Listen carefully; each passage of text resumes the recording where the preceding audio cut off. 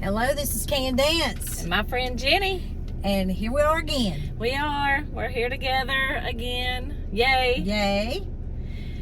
We're getting ready to be on a couple of vacations, though. That's right. So, we're going to make a couple videos. We're going to do some pre-records. We're going to do some pre-records, so we're going to be in the same clothes.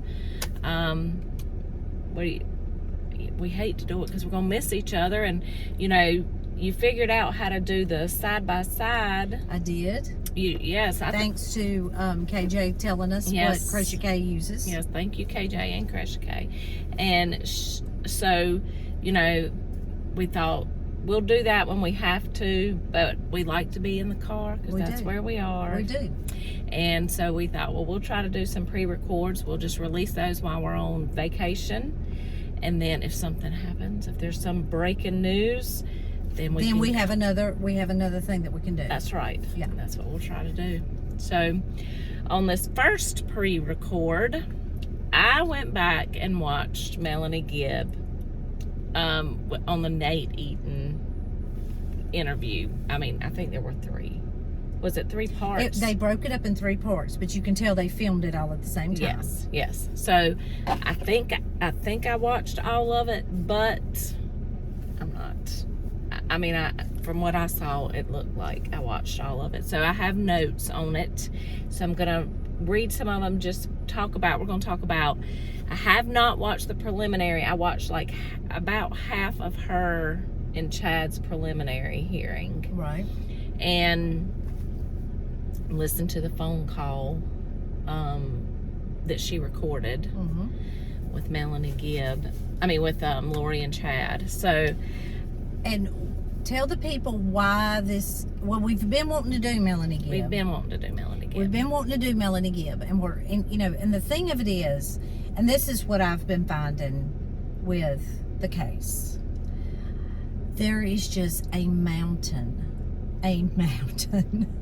of stuff to go over, to look at, as more and more time goes forward, and we're looking back at all of this. Yes.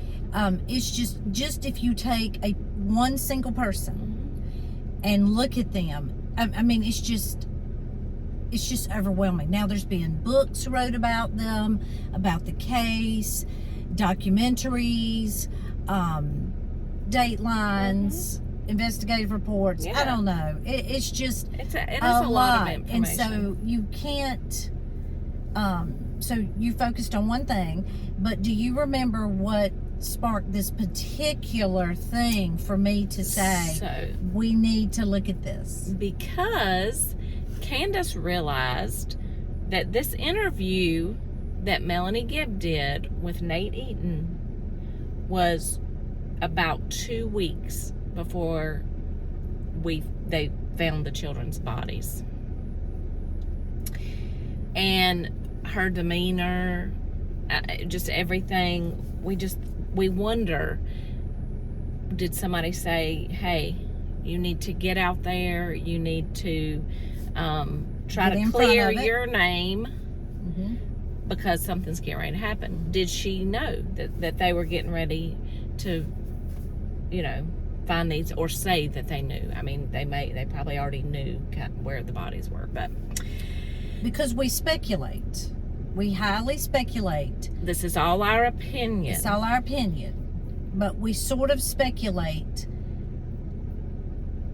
she knew a great deal more than what she let on, more than she let on in the interview, more than she's really let on with police. And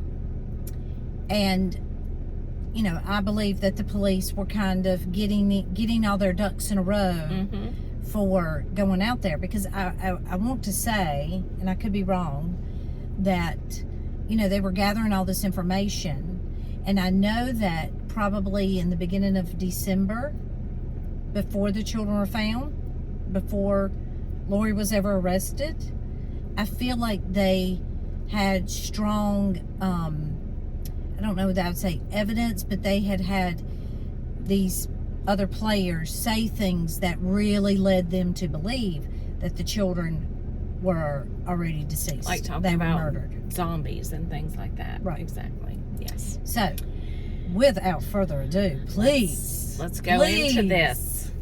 So, I just made a lot of notes on this interview. I mean, so I'm just going to kind of go through them. We'll just see. And then I want to get Candace's reactions when I'm talking about it. So one thing, she comes out on this interview where we are talking about missing children at this point because they have not been found. Then after you go through and hear what she says in the interview, and then certainly after what you feel like she probably knew, it is just mind-baffling that she comes out of this on this interview with a huge smile on her face. Right at the beginning. At the very beginning. I mean, she's beaming. She's front and center. She's,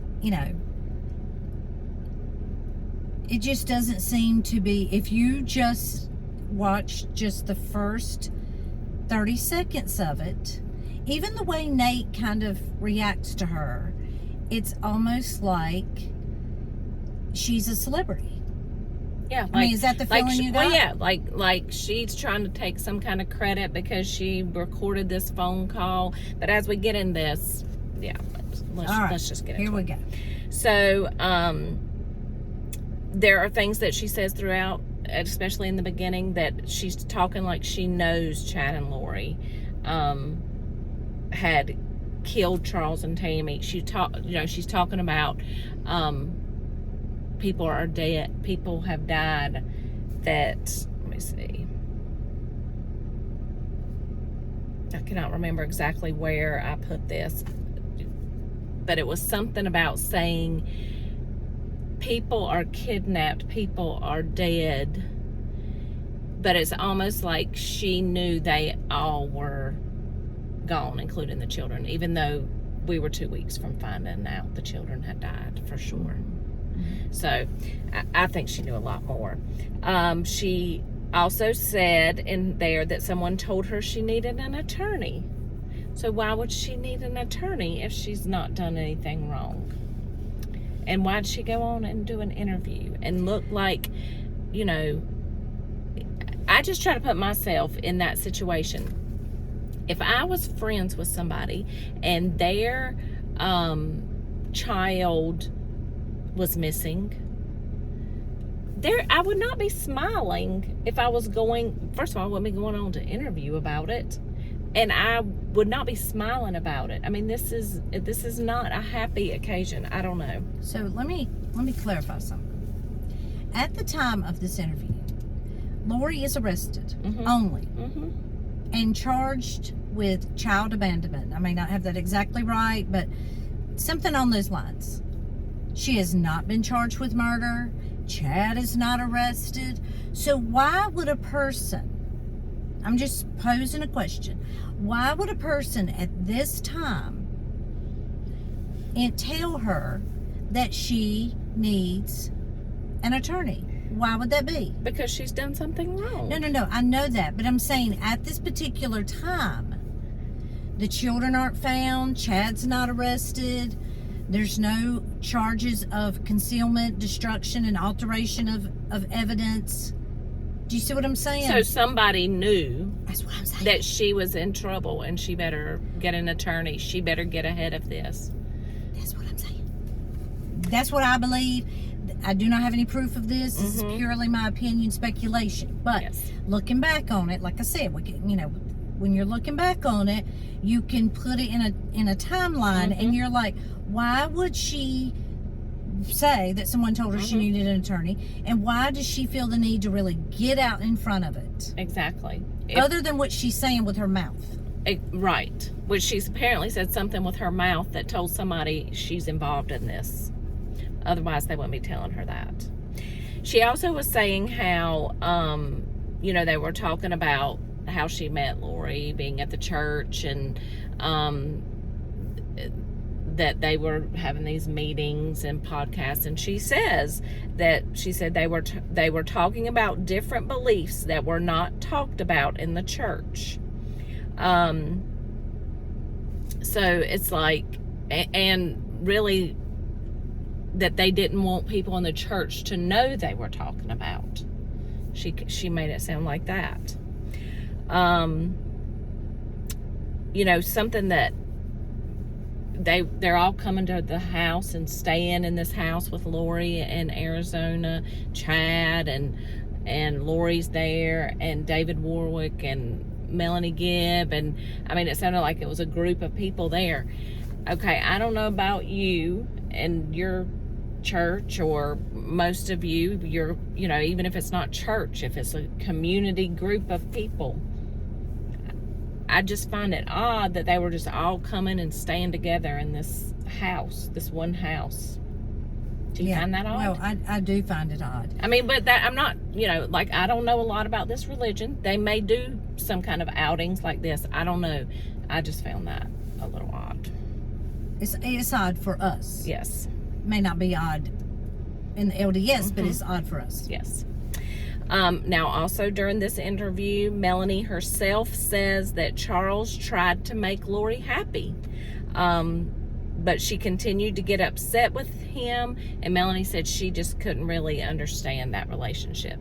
So she herself says that Charles was trying to make Lori happy, when she saw them together before Charles died. But at the time of the relationship, before he's murdered, she did choose a side. Oh, she did. Right? She did choose a side. Yes. I think it's pretty much a known fact that she was the one who helped her go to the airport, get the vehicle, hide the vehicle from him, move all of the things in his home to where he would come in, change the locks. Yeah, and she was hiding the fact that she was having an affair from Charles. That's right. And Tammy. Yes. And that is on that conversation, which that's not in the interview. That is on the conversation that she had when she was taping the conversation with Chad and Lori, that she was saying that Lori, she had seen them holding hands, walking, and Lori's trying to act like she was doing nothing wrong. It's just insanity. Yes. Okay, I wrote a question down in this. Do you think Melanie really believed this stuff about previous lives and zombies? She is sitting in here, she's talking about this, she's saying, some of the stuff they were saying, it was kind of hard to believe, but she's making it sound like she was kind of trying to believe it. But then she backs up on that and says, it was kind of out there a little bit. And I don't understand. Even on the recording, when she calls Lori and Chad and she wants to read scriptures to them, and she talks about they're just constantly texting about religious stuff. That's the majority of what they text about. And it's just, I don't know. I find it very difficult to believe that she really believed in this stuff.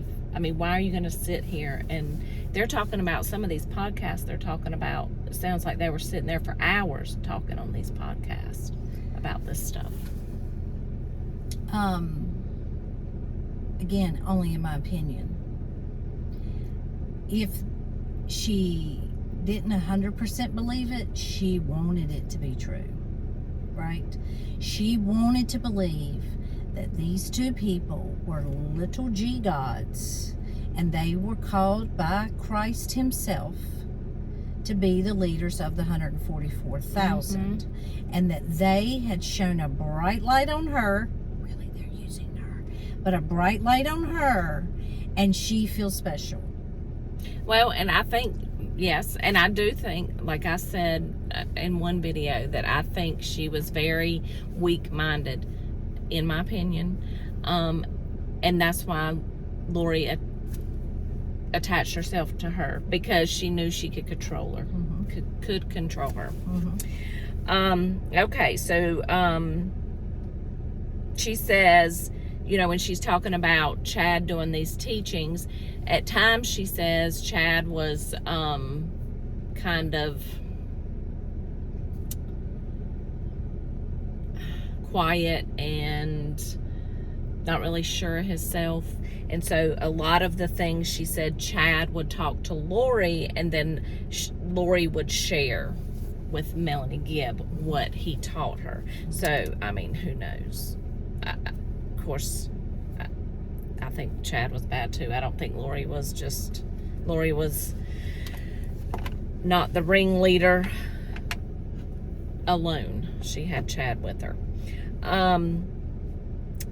And she also says that in the beginning, Chad was only talking to individuals. He wasn't talking to the groups of people. But then they say they came into this house together, and it was a big group of them meeting in Arizona. So to me, that's contradicting. She's saying Chad is telling Lori everything, and Lori's telling Melanie. And then Chad's not really talking to big groups of people. He's just talking to individuals. And this was really when they were, I think, talking about, is this a cult? Is where she was trying to back it up, where Chad wasn't really talking to big groups of people. But then you have this group of people that come together in Arizona to listen and talk to, and then they're doing these podcasts. That's groups of people. And she then repeats again, this does not represent the church's teaching. So again, they're doing things that they're all so religious and so dedicated to their church, but they're doing all these things that they know they can't bring up in the church because it's not part of the church's teachings. Right, and I think that's maybe why he wasn't, I mean, I think there's a couple of things here. I think that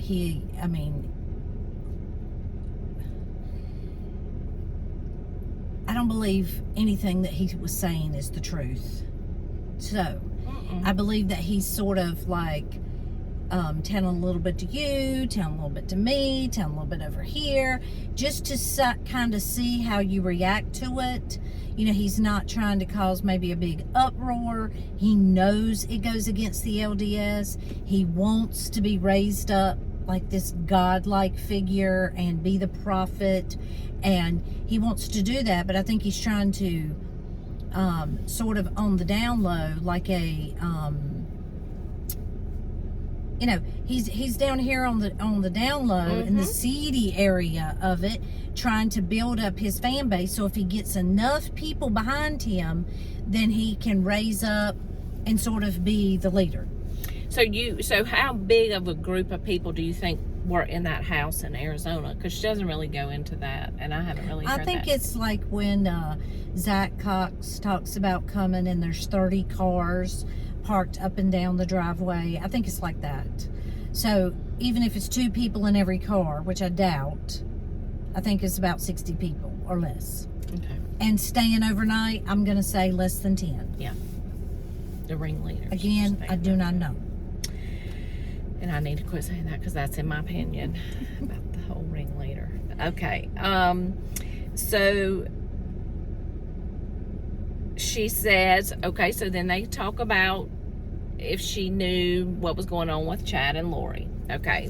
While Lori's still married to Charles, and while Chad is still married to Tammy. And so Melanie says that she knew they wanted to be with each other. She even told Lori to get a divorce. But Lori said they couldn't because of what Chad received or saw on the other side of the veil. Which would be a lack of funds. A lack of funds. Yes. A lack of funds. Yes. Not what he wanted everybody else to think he saw on the It was a lack of funds. They wanted to be together. And, you know, if they were the main breadwinners in their family, which neither one of them were, right, and could have sustained their lifestyle and promoted it to the white tents or white castles or whatever they were working on, I believe that this wouldn't have had to happen. I think this had to do with life insurance, and I believe that this, you know, they just have a lot of knowledge about the life insurance policies. I don't have a lot of knowledge about it. I have one through my work. Right. I don't really have a lot of knowledge about it. Me either. To be honest. Me either. I have one through work. That's right. That's all I have. So. Yeah, I don't know. I think it's crazy. So, and Melanie says she got sucked into their beliefs. Here we go again. This blame, what is she blaming? She's blaming them because she's sitting in there listening to this ridiculous stuff. That's where I say, in my opinion, that's weak-minded. Well, first of all, she introduced them. Second of all, she lives in America. She could have left any time. She didn't have to do any of these things. So, like I said, there was something in her that was missing. Yeah, and I guess And that's how you she should say it attached instead of herself weak-minded. That's right. To this belief, like they did, of wanting to be something greater than just a person who worships God. Yeah. Yeah. When if you're really worshiping God, that's for God's glory, not yours. Thank you. She said she spent every day with Lori for a few months, and she did spend time with Alex and Melanie. Mm-hmm. She said they were trying to find people that fit their group, part of the 144,000. She said that, so we knew about that. And we know that the people that fit their group are the people that would do whatever Lori and Chad told them to. And I found this very telling too. She said Lori's favorite place was the temple, but she didn't go to church. She only went to the temple, but not while, I guess congregations were there. Well, and I don't know. But she spent lots of time at the temple. And, to go into the, again, I'm just very ignorant of some of the things that I'm about to say. So, I may get this wrong. And, if you're LDS and you want to give us the information, I don't know. But, I know that you had to be in good standing to get a temple recommend, right? So, sort of like, you had to be worthy of going into the temple. I don't know that temple is their Sunday church. But I would think if you were worthy of going to the temple, you no, would be right. attending the Sunday church. And I think you're probably supposed to, and give tithes and dedicate so much of your time. And I don't know all the things that make you worthy of going into the temple. And it may not even just be Sunday. They might do daily. I don't know. But you can lose your temple recommend. And that's what, and be excommunicated out of the church. So that's what they're really... And they've done that to Chad, right? Yeah. But have they done it to Lori? I don't know. Okay. I'll have to turn up a little bit of air. Okay. Okay, here's something else in this, and like I said, I know this is all over the place, and I do apologize, but I just made notes as it went along, and I wrote stuff thinking in case she said something about it later, it might bring up something, so just bear with me on this. Something that she did say, Nate asked her about burner phones, and she says she doesn't know, she doesn't know the word burner phone. She knew Lori had 3 phones, and one was for her to talk to Chad. Do you think she doesn't know what a burner phone is? Well, she may not. I mean, I know what a burner phone is. Oh, I might know it because of stuff. Court TV, right? So she may not know it as the term burner phone, but she certainly knows. Go to Walmart, go back there, buy you a phone, get you a card, and that way it can't be traced and it's private between us little G gods. She understands that. She may not know the term burner phone. But she knew exactly what they were doing because she says she knew one of those was for Lori to talk to Chad. But remember, they have a portal. They went to. Why do they need a burner phone? Because they had a portal. They could just go to the closet. So then she goes in again and says this is, and I wrote this down because she just kept saying it. They hid their beliefs and teachings from the church.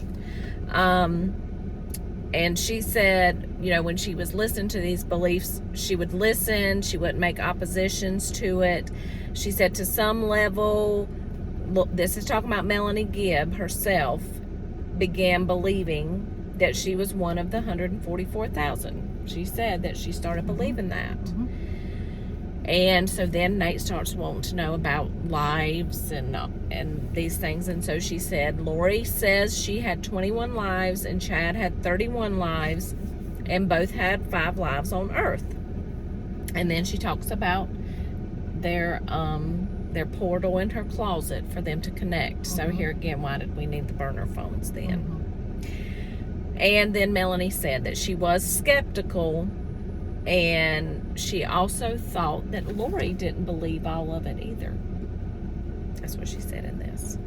I don't think Lori believed any of it, because I think Lori was telling everybody this so she could, you know, control them, which is what a cult leader would do, in my opinion.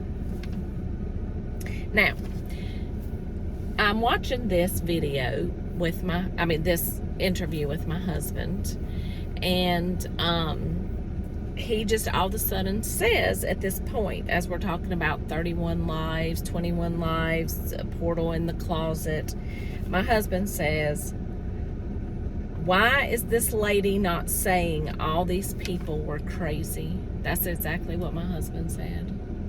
And that's true. I mean,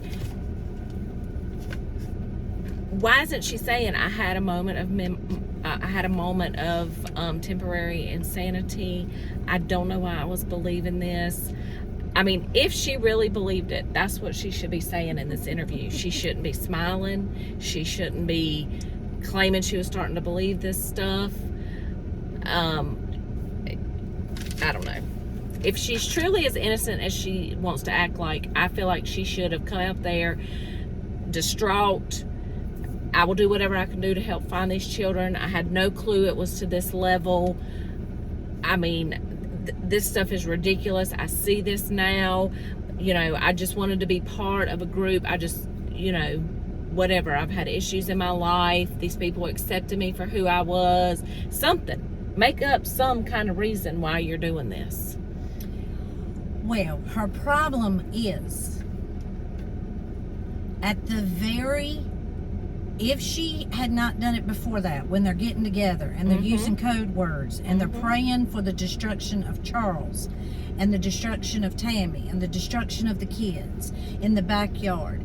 See, people know that about her. Okay? Exactly. So the thing of it is her main problem is her first day, let's just say all that stuff happened.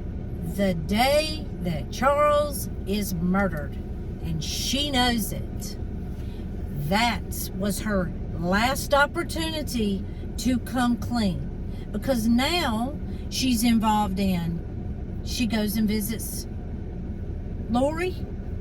There's no mention of Tylee. They don't see Tylee.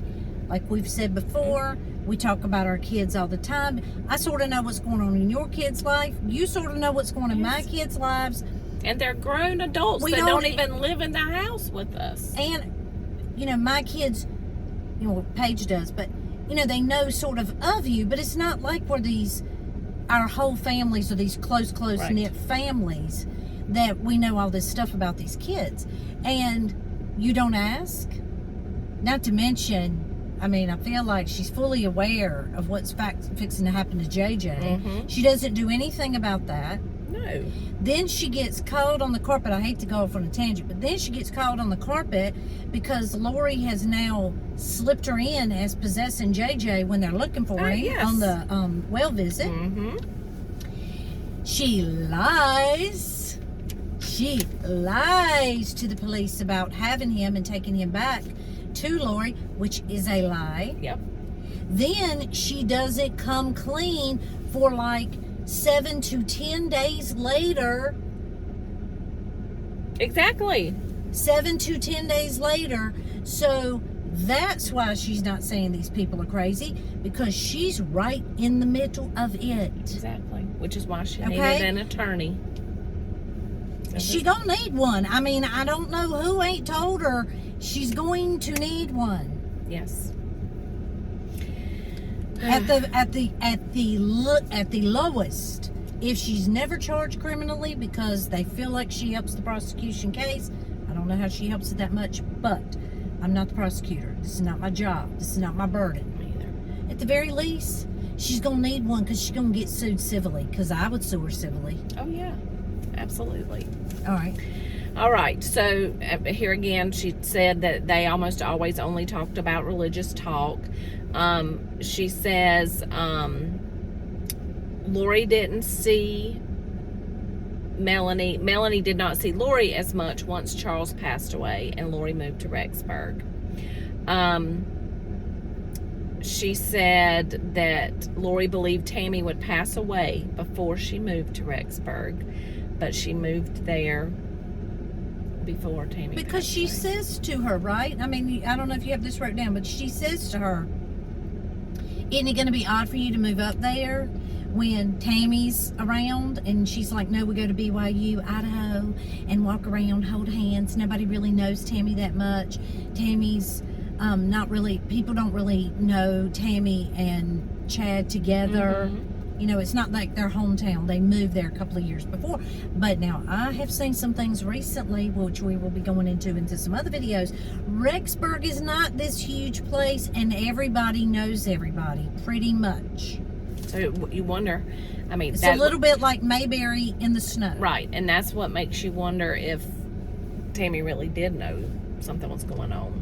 Because Melanie does say that Chad and Lori were openly affectionate in front of Melanie while Tammy was still alive. I mean, she says that in the interview. Mm-hmm. The walking around the track and all of that. She saw that with her own eyes And while Tammy was adultery still is alive. against the law, Yes. right? Yes, it is. Well, I don't know if it's against, I don't know if you can be arrested for it, but it's against a moral law. And most people don't want to be associated anywhere with helping you get away Right. with your adulterous affairs. Right, exactly. Sorry, it's not a law of the land, so to speak, but it's a moral law. Yes. So she... And if you thought these people were crazy, there was an out right there. When they started doing that, you'd be like, this is a little too, it don't sit right in my spirit. Let's use their words. Well, it don't sit right in my spirit. The thing is, yes, and as soon as she started seeing any of this, she could have just been like, yeah, I'm done. I'm not involved in this. I mean, there were things, obviously, she should have, once everything that had happened with Charles, she should have went to the police right then. After she was saying Charles was a zombie and all that, she should have gone. And praying for his demise. Yeah. To die. Murder, whatever. Yes. Yeah. So when asked about Tylee, when Nate asked her about Tylee, she said that she was told Tylee was at BYU in Idaho. She said she had questioned, she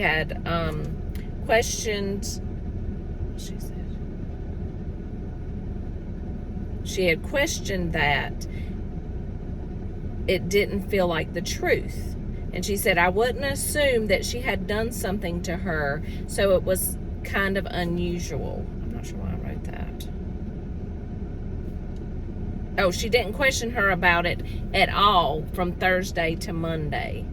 The whole time she was there, she didn't question her anymore about her supposedly being at BYU. She didn't talk to her, didn't see her. And so she just, she said she just assumed she had not done anything to her, so she didn't worry about it very much. Which I don't think that's true either.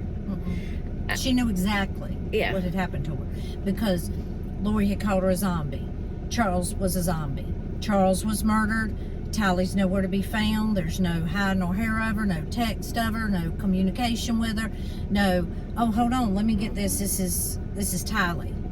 Right? I mean, are we together? And your daughter calls you, my daughter calls me, my son calls me, and I say, I got to take this. This is my child. Yes. Right? Yes. And from Thursday to Monday, she didn't even talk about Tylee anymore. From Thursday to Monday. And then, I mean, we all know this part of it. Lori said that JJ turned into a zombie the day before Melanie got there. Lori kept telling her to look at his behaviors, trying to make Melanie think he was a zombie. She said she was told by Lori that then she goes back into she had been told by Lori that Charles was a zombie before he died, and that Chad called and told Lori that Charles was a zombie. So she said Chad is the one that started that. Well, I did, again, we're going to be doing a lot of pre-records. I did hear something that said Chad was the one who introduced this term zombies to Lori. Yes, and so that's what Melanie said, is that Chad called and told Lori that Charles was a zombie, and it really kind of sounded like to me in this video or interview that Melanie was trying to cover up for Lori. In my opinion. Yeah, well, you can get to some more about that. Yeah. I mean, I do not know her notes. I just know what I watched. Well, and I hope I watched all of them. I hope I watched all of them. She's very sympathetic to poor Lori. And so she said Melanie said that Chad is a visionary, and so that's why people would believe him. And so so that's what she's saying, that Lori believed Chad that Charles was a zombie because he's a visionary. And then she said that Lori told her that Chad would sit in his portal and receive visions, and that Ned Schneider has taken over Charles's body. Which what he's probably really doing is reading other people's books and research on other people, previous people that sort of believe along these lines, and he's using that into this. Yeah, I mean, it's just, in my opinion, and that's my opinion too. I mean, he's just, because he brings brings up Harry Potter and all this. I mean, he comes up, he doesn't even use his own imagination. Right. So she said that, they do bring up the truck. Charles' truck was gone from the airport when he returned from out of town. But then she says that she has to think about those details. So I don't know if she's trying to say she don't want to admit to those details. Yeah, she doesn't remember doing those. And then she is laughing. This is Melanie Gibb laughing and saying it was a lot of drama, and that she asked Lori why everyone in her life keeps changing into zombies. She didn't ask her that. Do you think she asked her that? I don't think she asked her that. Well, she might have asked her that on the I don't know. Because she knows, because then she goes and answers it and says, she says that anyone who disagreed with Lori turned into a zombie. That's why she didn't question anything Lori was saying or doing, because she wanted to be in the mix. And she knew. I mean, that she said it herself in the next sentence. And Lori said that Satan hated her, and that is why everyone is turning into zombies. Well, she will meet Satan. I feel like that's my opinion too. Yeah. And then when things didn't go to plan, there were always excuses. Like they said that Charles would die in an accident, and he didn't. Him and JJ in a car accident. So then they would just come up with excuses, and Tammy too. There were, So, and then when he did die, she didn't tell Melanie for 4 days. Now, if you're a true friend with somebody, I know you would be distraught.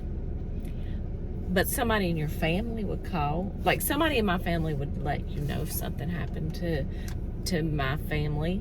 Somebody that close. I don't know. She is as full of it as the rest of them. That's what I Well, I personally believe she did know. Can't prove it, but I do believe I think she knew. You think she knew before 4 days? Yeah. You think she knew right away? Yeah. Because when they shoot Brandon, Alex shoots at Brandon, Melanie is the one that they call. Remember, at this time, it's October 2nd. So Charles has been murdered, Tylee has been murdered, JJ has been murdered. Now it's October 2nd. Tammy has not yet been murdered. And they call her to go over to Brandon's house, which was a new house because he was in fear for his life. So he goes, but she is to go and see kind of what's going on. Oh, yeah. So she probably knew. You're right. Well, I know that I'm just guessing, but she did say that Lori told her she would possibly get $1 million when Charles died. And Alex told Melanie he 100% believed in zombies. He believed anything Lori told him. He believed in whatever his sister said.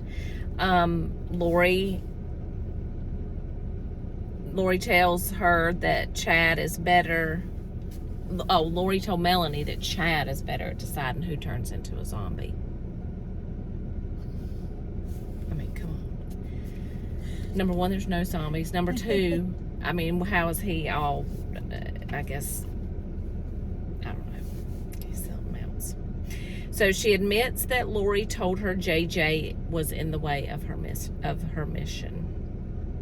Then she stops that sentence and says, no, this is what she said. I'm sorry about that. She said, it is time for JJ to, and then she stops that sentence and says that JJ is in the way of our mission. That's what she said. And that's, I mean, I don't know why that wouldn't make you go right to the police after all this other stuff that you've known. I don't understand. And if by some slim chance, in my opinion, any of this that she's saying is the truth, she wouldn't be smiling. She wouldn't be able to sleep at night because the guilt that would be tearing her up, that these things were occurring around her, and her eyes weren't open enough to know it. I just don't understand that. She wants to be the hero in the story. Yeah. That's why she did this interview. Mm-hmm. She wants to be the hero. I know what happened. Let me be the one to tell it what happened. Yeah, exactly. She is not the hero. She's not. She's a zero. She's not. And this next part we're going to get into shows that, like I said, even if any of this before of her, believing this ridiculousness and,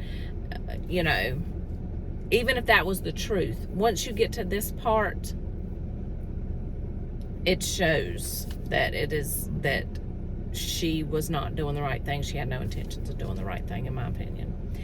So she said, at that point, she says, Lori says she's going to send him to Kay's.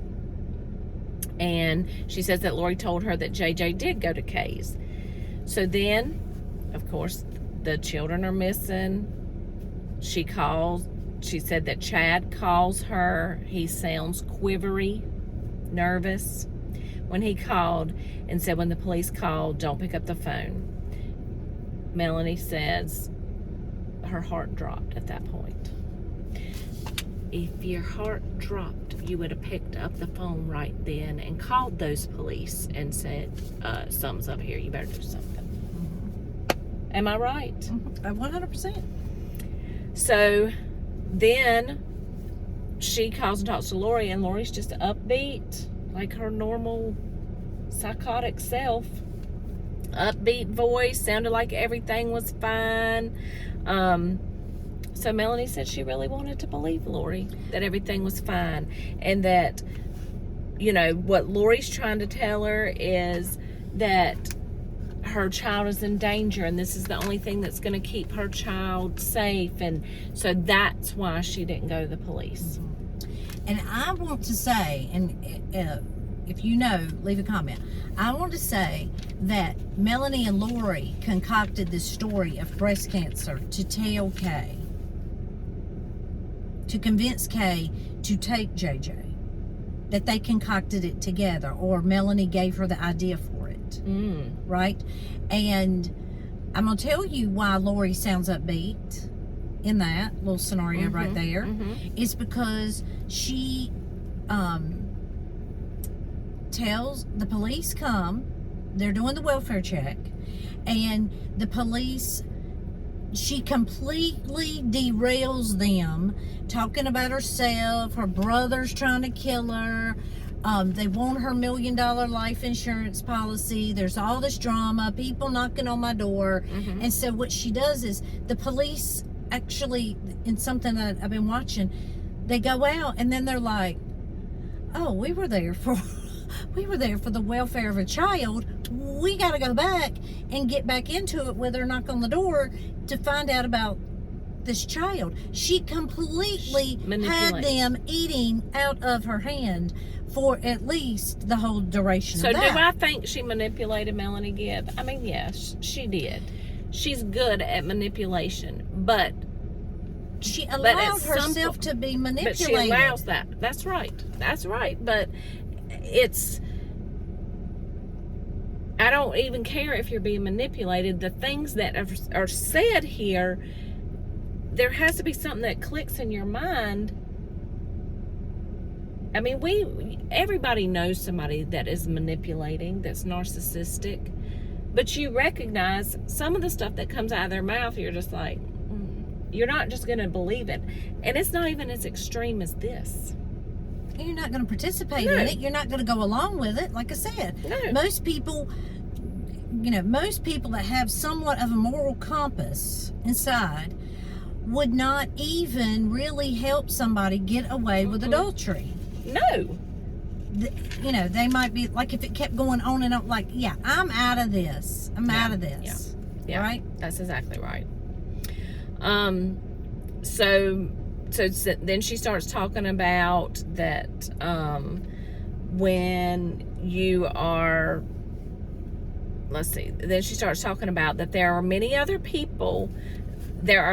people other than Chad that believe these teachings of multiple lives. Because of this information, if none of this information had been introduced, nobody would have died. This is dangerous doctrine. I got to see it with my own eyes. Now, I didn't see anybody die, she says, but she got to see this other stuff with her own eyes. And multiple lives. Yeah. I mean, there are people who really believe in reincarnation. Is that not multiple lives? Yeah. And so I'm talking about, that's not LDS. that's right. You're right. I'm You're talking about exactly Shirley right. MacLaine. Yes, you're right. So that's not true. But that's the dangerous doctrine. No, they're dangerous people. The whole thing is dangerous. Yes. The whole doctrine. Yes. We went over it. And I'm running short on my time, so It's okay, I'm go gonna go ahead. through some of this. But she says she was gullible. She says she hoped Chad and Lori look inside their hearts and repent. She says her heart breaks for Lori. Lori is going to have to admit these people are dead because of their beliefs, and her family is dead because of her. But this is 2 weeks before the children are found. She said she loves Chad. She says Lori is in the jail now and doesn't get to be with Chad, which is what she wanted so badly. She said, Hold on. That just lets you know that Lori's priorities and Melanie Gibb's priorities, we can throw in the rest of them too, their priorities are not lined up correctly, right? that's right. Here you are, the mother to Colby, to Tylee, and to JJ, right? You're the mother to them. But what'd she say? Say it again. That she doesn't get to be with Chad, which is what she wanted so badly. But that's not just what she wanted. She wanted power. She wanted money. It wasn't Chad she wanted. I mean, that's just in control. That's what she wanted. So they talked about Tammy's death, and she said, I didn't know how they did it. I knew she was supposed to pass away. And she smiles. And she smiles when Saying, she says that. I didn't know how they did it. Yeah. I didn't know how they did it. But they did it. And she said she knew they were going to get married as soon as Tammy passed away. Hold on. And again, she's saying that. I'm sorry to keep interrupting. No, you're good. But she's saying that. They have not released her autopsy results. They have not charged Chad with her murder. No. But she knows that they did it. Yes, because she said, I didn't know how they did it. This is where she is such a problem. If she would have consulted with an attorney, they would have said, do not do no TV interviews. And or interviews with any newspaper. No. Because to me... But I mean, thank God she did. That's right. She contradicts herself, and she says things in here that is proven she knew a whole lot more than she's acting like she knew. So she knew they were going to get married as soon as Tammy passed away, and that Tammy would be okay with that. I mean, that's not true. She said she told Lori and Chad she was concerned for them and was worried about their salvation, which I think that's when she called them. She said they were evil. She wondered if Alex killed himself when he found out Melanie was going to talk to the police, or did someone kill him? Because she like recorded that conversation like right before he passed away too. Not passed away, before he probably killed himself. She knows. She did. I mean, she's saying it herself here. These things She knows. Yeah. Then he says, does she know where the kids are? And she says that she doesn't believe the kids are on this planet anymore. And again, this is about 2 weeks before their bodies are found. I about just fell out of the chair when she said that. And you got to remember, this is at a time that we don't really have all these wealth of nuggets that we've had, that we have now. That's right. But like I said, who talks like that? For instance, my dad died. I do not, if you said, where's your dad? I would not say, I do not believe he's on this planet anymore. I mean, I don't know what kind of talk this is. It is not, I do not recognize it. I do not recognize it as being authentic. I feel like it's cloaked in deception, that kind of statement, you know. Yeah, I mean,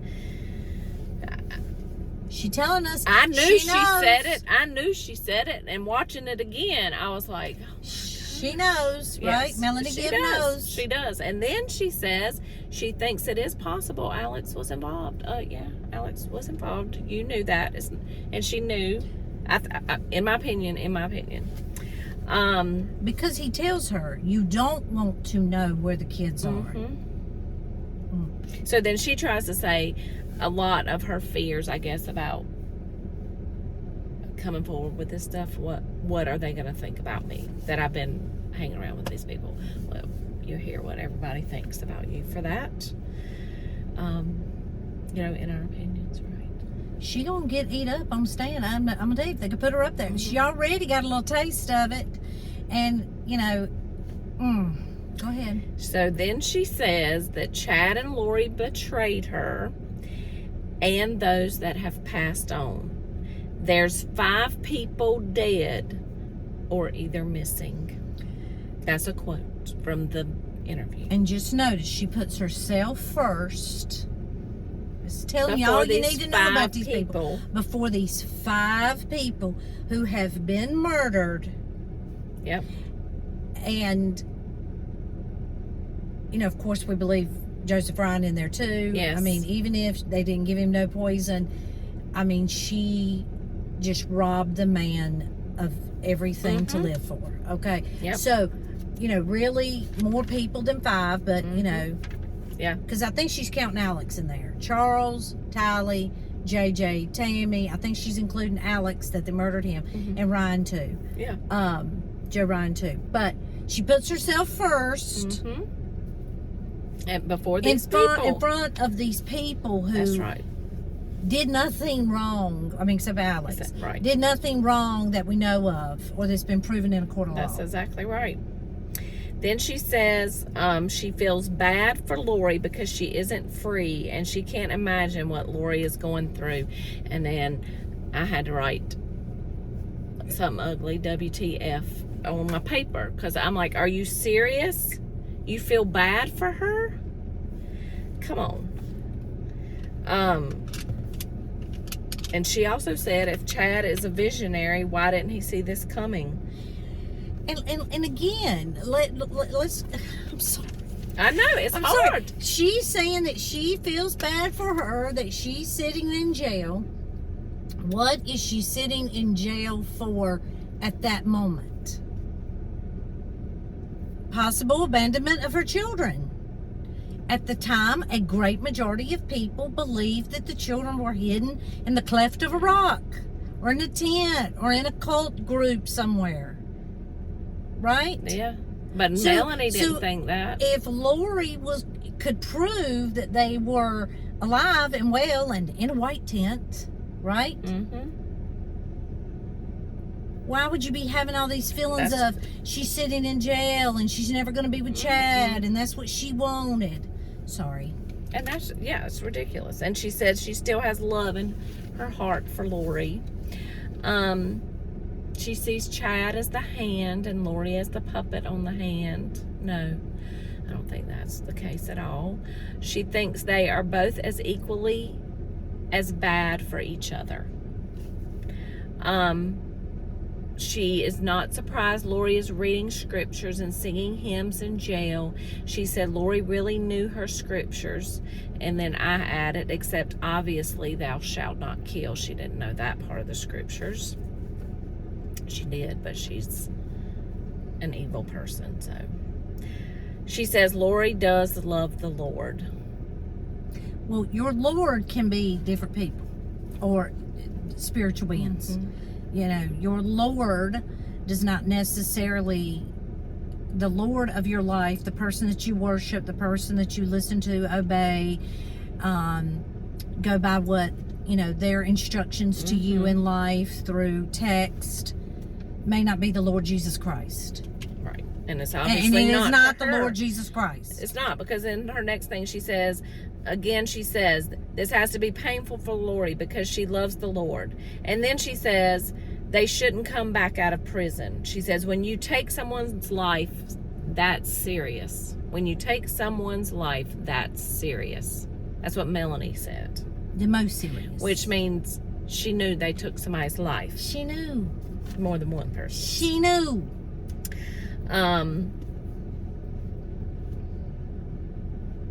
Then I don't know, she goes into this saying Chad is a good guy but his teachings are dangerous. She says she is glad they lied to the police because it made her have to face it and face fears, and her faith got stronger. She said Lori didn't have patience and that led to a fatal attraction. She said Lori is like Velcro who pulls you in and doesn't let you go until she's done with you, and then she kills you. And not before she makes sure that you have money that she's going to receive. That's right. For when you die. That's true. So that, and I'm a lot sorry, of this is contradicted when she's on the stand at a preliminary hearing. Yeah, so I need to go back and look at that part, and I will do better at like having a flow of that and try to say this is what she said here and this is what she said there. Well, you so did I'll a great work on job. That. Did a great job. Well, thank you. It was a lot of information. Like I thought, I'm just going to sit down and take a couple notes, and before I know it, I had 8 pages of notes, and all of it seems pertinent. So it's like all of it's important. That is kind of hard. That shows she knew a lot more than what she lets on, and is what I think. And what I think is really important about, going back, first of all, everybody's at a different place in this case. Mm-hmm. Some people don't know all of this information. Mm-hmm. And what it really does is when you sort of settle down, because you hear a lot of the same things, but in different, it's presented in different ways from different people, and it means different things to different people, and of course from the victim's family members. I mean, it's just the most raw thing, right? And so it's a good thing that like stirs it all back up again, so that when we do see Melanie Gibb, our lens of her is clear and correct. Mm-hmm. That's right. She ain't fooling us. No. So, we got a live to do in about 1:25. Yes. So we're going to get ready for that. Yes. And then we're going to try to do another video and have some videos ready for while we're on vacation. That's right. That's right. So you will see this after the live, actually. Like the next week. Yeah, a week after the live. A week after the live. Yep. But, so until next time. Bye.